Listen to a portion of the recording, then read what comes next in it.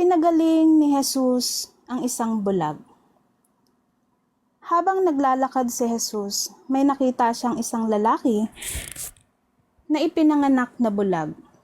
Tinanong si Jesus ng mga tagasunod niya, "Guro, sino po ba ang nagkasala at ipinanganak siyang bulag? Siya po ba o ang mga magulang niya?" Verse 3, sumagot si Jesus, "Hindi siya ipinanganak na bulag dahil nagkasala siya o ang mga magulang niya. Nangyari iyon para maipakita ang kapangyarihan ng Diyos sa pamamagitan ng pagpapagaling sa Kanya." Mga kapatid, dito po sa New Testament, inalaw po ng Diyos na isilang na bulag itong tao.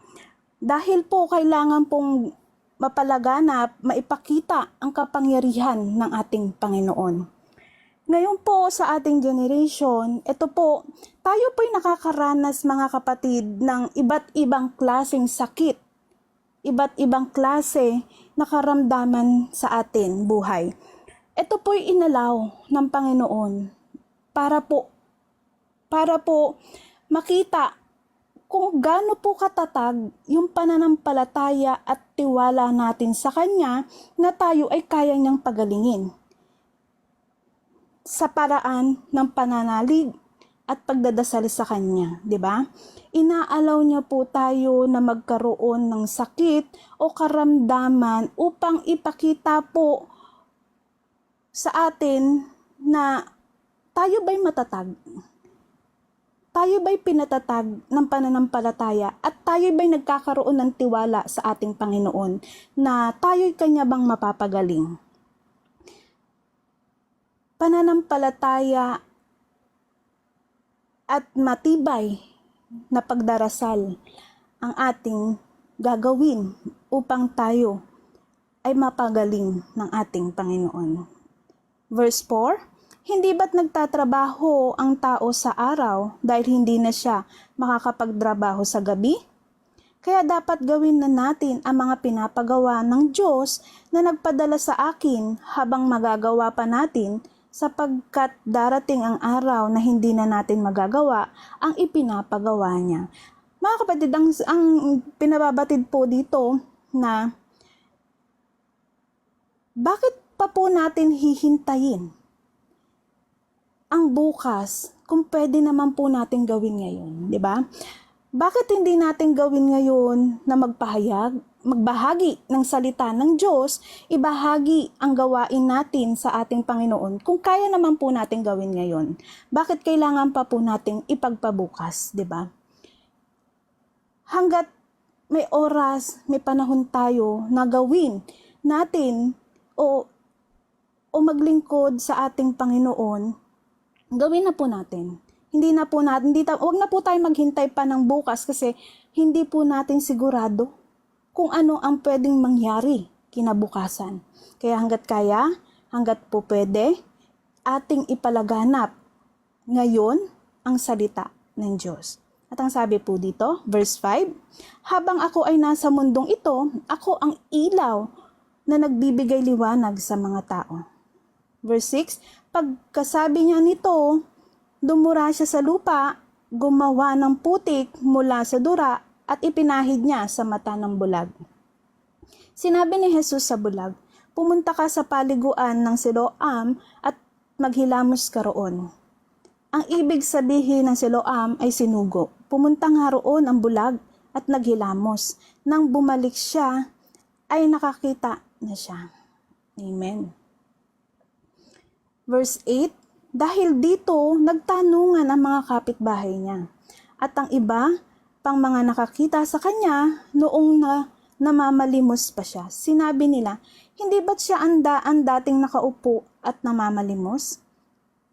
Verse 9, sinabi ng iba, 'Siya nga, pero hindi naman iba.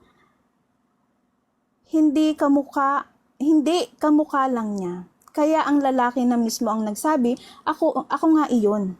Ang lalaking tinawag na Jesus ay gumawa ng putik, ipinahid niya ito sa mga mata ko at sinabing, 'Pumunta ka sa paliguan ng Siloam at maghilamos. Kaya pumunta ako at roon at naghilamos, at pagkatapos ay nakakita ako. Verse 12, nagtanong ang mga tao, nasaan na siya? Sumagot ang lalaki, hindi ko po alam. 'Di ba? Dito natin makikita, mga kapatid, na sa Panginoon ay walang imposible. Lahat ng imposible ay lahat ng imposible ay maging posible. Kaya tanging pananampalataya lamang ang kailangan natin patatagin sa ating Panginoon. Ipagkatiwala natin sa Kanya na kung ano man po yung mga nararanasan natin sa ating mga buhay, kung ano man pong hirap, sakit ang ating nararanasan, ipagkaloob natin sa Panginoon. Isurrender sa Panginoon, ipagkatiwala, ipagdasal, at manalig ka na ikay gagaling, ikay papagalingin, at manalig ka na ang lahat ng kailangan mo ay ipagkakaloob niya sa iyo. Ayan, magpatuloy po tayo, mga kapatid. Inimbestigahan ng mga Pariseyo ang pagpapagaling. Verse 13, dinala nila sa mga Pariseyo ang dating bulag. Araw noon ng pamamahinga nang gumawa si Jesus ng putik at pinagaling ang bulag. Kaya tinanong din siya ng mga Pariseyo kung paano siya nakakita, at sinabi ng lalaki, nilagyan ni Jesus ng putik ang aking mga mata. Naghilamos ako at pagkatapos ay nakakita na ako. Verse 16, sinabi ng ilang Pariseyo, hindi mula sa Diyos ang taong gumawa nito, dahil hindi niya sinusunod ang utos tungkol sa araw ng pamamahinga. Pero sinabi naman ng iba, kung makasalanan siya, paano siya makakagawa ng ganitong himala? Hindi magkasundo ang mga opinyon nila tungkol kay Jesus. 17, kaya tinanong ulit ng mga Pariseyo ang dating bulag, ano ang masasabi mo tungkol sa kanya? Dahil pinagaling kanya, sumagot ang lalaki, isa po siyang propeta. Pero ayaw pa rin maniwala ng mga pinuno ng mga Hudyo na siya nga ang dating bulag na ngayon ay nakakakita na. Kaya pinatawag nila ang mga magulang niya. At tinanong, anak niyo po ba ito? Totoo bang ipinanganak siyang bulag? Bakit nakakakita na siya ngayon? Sumagot ang mga magulang.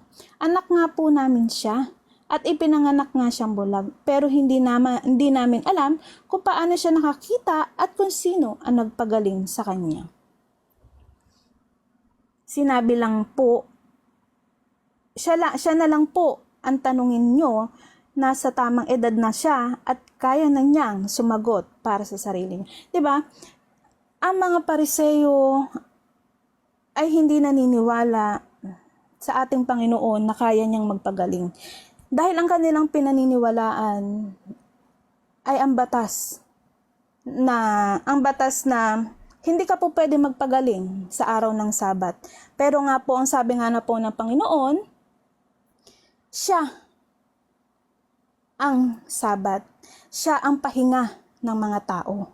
Kaya po, ginagawa ng ating Panginoon to, ang pagpapagaling, dahil ito po ang magandang paraan niya, upang ipakita ang himala sa lahat, upang ipakita ang katotohanan na siya ay sinugo ng ating Diyos, na siya ay pinagkaloob ng ating Diyos na magbibigay ng kapayapaan at kagalingan sa bawat isa.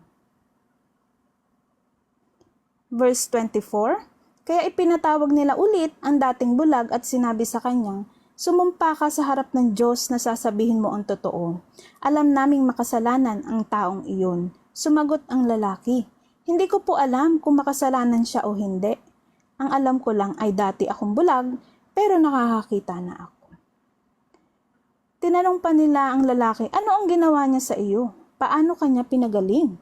Sumagot siya, sinabi ko na po sa inyo, pero ayaw naman ninyong maniwala. Bakit gusto ninyong marinig ulit ang sagot ko?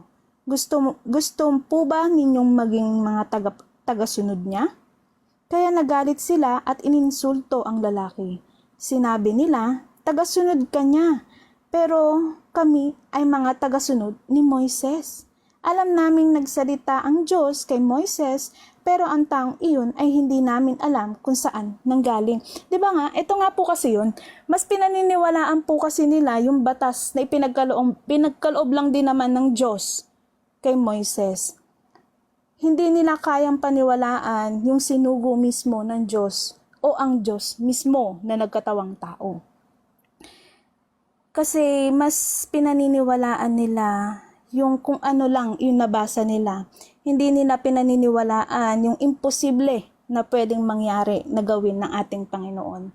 Na posibleng gawin niya at ipagkaloob niya para sa lahat.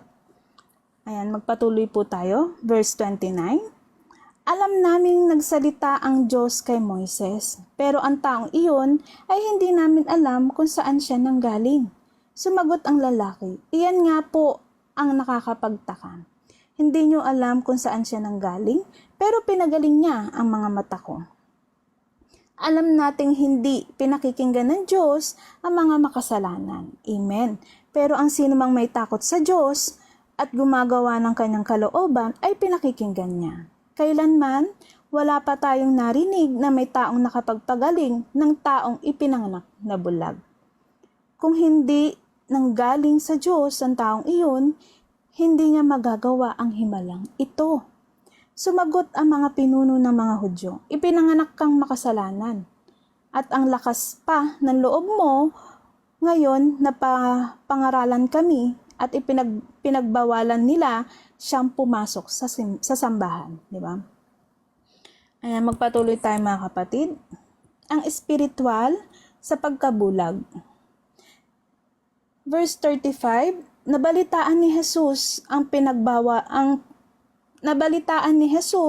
pinagbawalang pumasok sa sambahan ang dating bulag. Kaya hinanap niya ito at nang matagpuan niya, tinanong niya ito, sumasampalataya ka ba sa anak ng tao? Sumagot ang lalaki, sino po siya? Sabihin niyo po sa akin upang sumampalataya ako sa kanya. Sinabi ni Jesus sa kanya, nakita mo na siya at siya ang kausap mo ngayon. Sinabi agad ng lalaki, Panginoon, sumasampalataya po ako sa inyo. At lumuhod siya at sumamba kay Jesus. Sinabi pa ni Jesus, naparito ako sa mundo upang hatulan ang mga tao. Ang mga taong umaaming bulag sila sa katotohanan ay makakakita. Ngunit ang mga nagsasabing hindi sila bulag sa katotohanan ay hindi makakakita. Ano po bang ibig sabihin dito? Dito po ipinababatid ng ating Panginoon. Yung mga taong tumanggap sa salita ng Diyos na dating bulag sa katotohanan tungkol sa salita ng Diyos, ito'y binigyan na ng paningin. Binigyan niya tinanggal niya yung veil sa mata ng mga tao. Parang sa atin, 'di ba? Dati tayong bulag dahil tayong nakasalanan. Although alam natin ang tungkol sa salita ng Diyos, alam natin, pero meron pa tayong piring sa ating mga mata. Hindi pa na natin nakikita ang katotohanan tungkol sa salita ng ating Panginoon. Hindi pa natin alam yung tama sa katotohanan sa salita ng Panginoon. Kasi tayo ay lipin ng makasalanan pa noon. Pero ngayon, tayo ay ginising at tinanggal ng Panginoon, yung nakatakip sa ating mga mata, na nakita natin ang katotohanan sa salita niya. Ngunit yung mga taong may alam sa salita ng Diyos, dahil ito'y hindi nila pinaniniwalaan at hindi nila isinasabuhay, isinasapuso ang nalalaman nila tungkol sa salita ng Diyos, sila'y hindi makakakita. Hindi nila makikita ang katotohanan sa salita ng Panginoon. Ayan, magpatuloy tayo mga kapatid. Sila'y mananatiling bulag. Diba? Narinig ito ng ilang Pariseo naroon at nagtanong sila. Sinasabi mo bang mga bulag din kami? Sumagot si Jesus, kung inaamin yung mga bulag kayo sa katotohanan, wala sana kayong kasalanan. Amen. Ngunit dahil sinasabi ninyong hindi kayo bulag, nangangahulugan ito na may kasalanan pa rin kayo, di ba? Kasi nga, ano sila, alam nila salita ng Diyos, pero hindi nila isinasapamuhay. Kaya bulag sila. Bulag sila at natatanging makasalanan sila. Kasi ikaw na lumalakad sa Panginoon, tatalikuran mo ang mga kasalanan mo sa mundong ito. Tatalikuran mo ang mga dating gawain mo. Tatalikuran mo ang sarili mo. 'Di ba? Kasi hindi ka nabilong sa mundong ito. Hindi ka na hindi ka nagagawa ng mga kasalanan na makakasakit sa ating Panginoon. Kasi tayo nilinis na niya. Dahil tayo'y kanyang binago na. Tayo lumalakad na sa katotohanan tungkol sa kanyang salita. 'Di ba? We are new creation na. 'Di ba? Bagong ikaw. 'Di ba?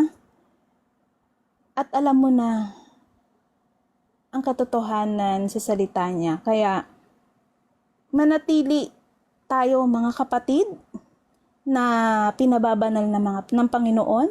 Manatili tayo sa paglakad ng tuwid sa kanyang salita. Ayan mga kapatid, natapos na natin yung topic natin. Medyo maaga pa pala, no?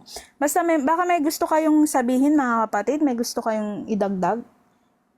Brother Daniel, Sister Nika, and Sister Bless. Ayan, praise God. Sa mga bago pong, kunin ko na lang din muna yung chance na habang may mga bago tayong mga nakakapakinig ngayon.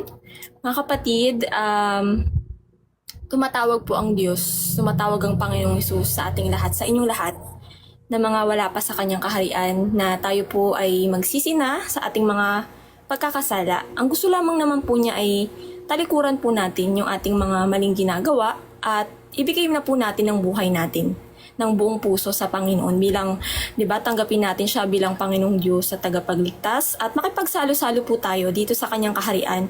Ang kaharian po kasi niya mga kapatid, ang kaharian ng Diyos ay wala po sa mga pisikal na gusali. Yan ay mahanap nyo dito po sa inyong puso, kabanalan ng inyong puso sa kanyang salita. So kailangan po natin ng kanyang salita. Tayo po ay magbasa palagi at makibahagi po kayo dito sa fellowship po na kung saan nandito po ang mga citizen ng Panginoon, 'di ba, ng kanyang kingdom na nagsasalo-salo ng salita, kumakain ng banal na salita araw-araw. Kasi ito po yung pagkain ng Espiritu. Sabi nga po ng Panginoon, a man shall not live by bread alone, but by the word comes from the mouth of God. Ibig sabihin po, hindi lamang po natatapos sa pagkain ng pisikal na pagkain ng tao. Kailangan po kumakain tayo espiritual.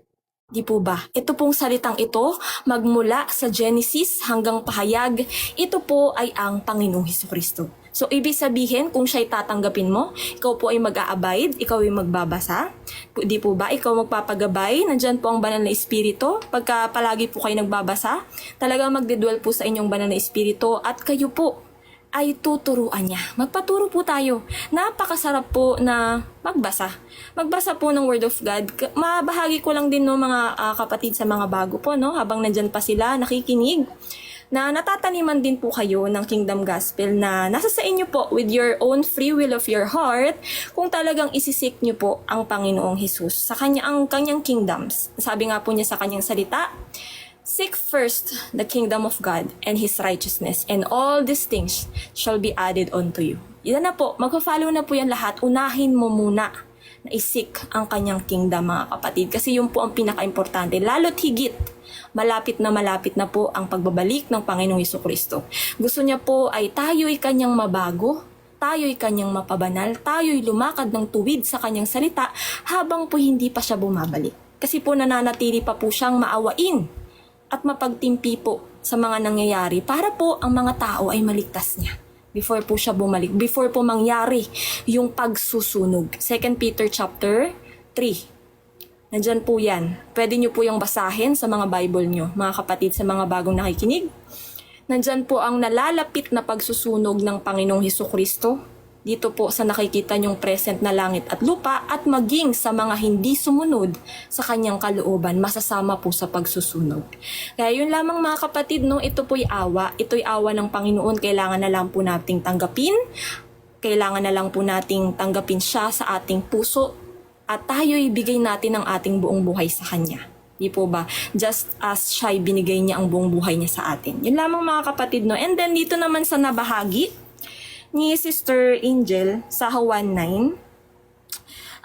Alam niyo po mga kapatid, lahat naman po ng pinapagaling ng Panginoon, alam naman natin it symbolizes us. Lalo na po itong bulag. Napakarami po, sa lahat-lahat po ng pinagaling ng Panginoon, pinakamarami po talaga ang bulag. Kasi po, ang mga bulag ay tayo. Bulag tayo dati, spiritual. We are born blind spiritually. Bulag po tayo sa katotohanan. Dahil po, ang laging nating nakikita dito sa mundong ito ay kadiliman. Kasi po, dito sa mundong ito, ang naghahari ay si Satan. Kadiliman, lies. Kaya nga po sabi ng Panginoon, I am the light of the world. Ibig sabihin po, kung siya ang ilaw, siya ang katotohanan. So, siya po yung nagtatanggal, sabi nga po ni Sister Angel kanina, siya po yung nagtatanggal ang Panginoong Hesus ng veil, nung tabing sa iyong mata. Na dati, kadiliman ang nakikita mo, ngayon, nabuksan ka espiritual yung mata mo, namulat. Katulad nitong bulag na pinagaling ng Panginoong Jesucristo, diba? Physical man po ito, pero ang representasyon niyan sa atin ay espiritual, mga kapatid. Yes po, nung halimbawa na lang po kami, diba, yung mga nagsasama-sama na po dito, mga matatagal na, namulat po kami na dati dito sa lies ni Satan dito sa mundo, akala po natin ang kasalanan ay normal lang. Akala po natin ang kasalanan ay walang kahahantungan na kapahamakan. Ngunit lahat yun ay deception ni Satan. Tayo po ay may nakaabang sa atin na impyerno. Dagat-dagatang apoy, pinaka-second death po, no? Kapag po tayo'y hindi nagbago at hindi po tayo tumalikod sa kadiliman ng mundong ito, sa kasamaan ng mundong ito. So, yun po yun mga kapatid, no? At saka bahagi ko lang din na dito, di ba, ang ginawa po ng Panginoon, no? He spit on the ground and made mud with the saliva. Sa kanyang saliva. Ibig sabihin, He imparted a part of Him. A part of Him, saliva niya yun. What an honor. Di ba?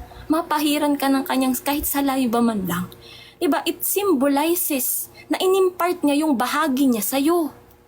Ibig sabihin, yun ang nakapag-open. Diba, katulad ng kanyang salita.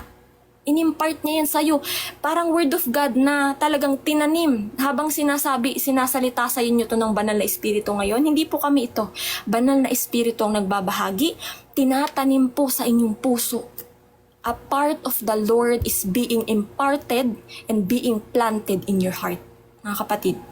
Kaya po, dito, pag kayo'y katulad ng bulag na ito, nung pinahiran siya, nung putik na may saliva ng Panginoon at siya'y naghugas, siya po ay namulat, gumaling mula sa kanyang pagkabulag. At tayo'y ganun. Ganun po yung nangyari sa atin. Nung the moment na narinig natin ang Kingdom Gospel, ang banal na salita ng Diyos, namulat, natanggal yung veil sa ating mata. At ngayon, binibigyan na tayo ng desire, binibigyan na tayo ng kaahuwan, binibigyan tayo ng talagang curiosity eh. Ganyan po kasi ako curious tayo na kilalanin ng Panginoon. Lord Jesus Christ, I want to know you more. Doon na po tayo magbabasa ng Bible. Magsimula po kayo sa New Testament hanggang, di ba, pag natapos nyo na po yan, punta na kayo sa Old Testament. Unahin nyo pong basahin ang 4 na Gospel. Sa mga bago po, Matthew, Mark, Luke, John. Nandyan po ang life, death, resurrection ng Panginoon. Makikilala niyo po ang Panginoong Jesucristo. Ipapakilala niya po ang kanyang sarili sa inyo. The moment na kayo ay nagkaroon ng desire, ng willingness na kilalanin po siya sa kanyang buong salita. Yes po. Kasi po, the moment na nag-align na po, di ba nagbabasa na po kayo? The moment na nag-align na po yung will ng Panginoon, nakuha nyo na po, buo po ang pagbasa nyo ha, hindi po in cherry-picking verses. Kasi maliligaw po kayo niyan. Di ba ang turo dito sa mundo, cherry picking verses? Hindi po yan ang kalooban ng Panginoon. Ang kalooban niya po, basahin niyo po ng buo ang kanyang salita para buo niyo pong masunod ang kanyang kalooban. Hindi lang po yung parte kasi maliligaw po tayo. So pag binasa niyo na po yan ng buo, araw-araw dapat kumakain yung spirito natin. Nag-a-align na po, nasusunod niyo na po yung kanyang kalooban. Natatanggihan niyo na po yung sarili niyo, 'di ba? Sabi niya, kung sino ang gusto niyo, kung sino ang aking disipulo or tagasunod, tanggihan niya ang kanyang sarili, bitbitin niya ang krus araw-araw at sundin ako. Sundin ng Panginoong Hesus, sabi niya. Di po ba? Ano po ba yung pagbitbit sa krus? Ibig sabihin po nito is everyday dying to yourself. Ibig sabihin, talagang something in you must die. Ito'y mapahabits man yan, yung mga habits mo na nakahahadlang at nakaka-interrupt sa paglakad mo sa Panginoon. 'Di ba? Kung nabibisi ka dyan, tatanggihan mo yan. Habits, ano pa? Yung mga pangarap mo na pansarili mo lamang, lahat ng pansarili mo, tatanggihan mo. Denying yourself is the start of following Jesus. Kailangan mong tanggihan yung sarili mo. Amen. Tatanggihan po natin yan at bibit-bitin yung krus. Ibig sabihin ng pagbitbit, araw-araw mong tatanggihan yung sarili mo para sundin ang Diyos, ang Panginoong Hesus. At pag sinabing Panginoong Hesus, buong salita po. Buong salita po, hindi po verse lamang. Buong salita po ang susundin. Kasi sabi nga po, di ba, kung di ako nagkakamali, nasa Hebrews 11, faith, ang pananampalataya po, ay hindi pag hinatiran ka ng isang verse, magkakapananampalataya ka, hindi po. Faith comes from hearing and hearing the word of Christ. Ibig sabihin, the more na binabasa mo, the more na napapakinggan mo, dun ka nagkakaroon ng pananampalataya kasi the more na nalalaman mo yung buong kalooban ng Panginoon. So yun lang po mga kapatid, no? Lahat naman nabanggit na rin naman ni Sister Angel regarding dito sa John chapter 9. Siguro, yun na lang siguro mga kapatid. Baka meron pa kayong gustong idagdag mga kapatid.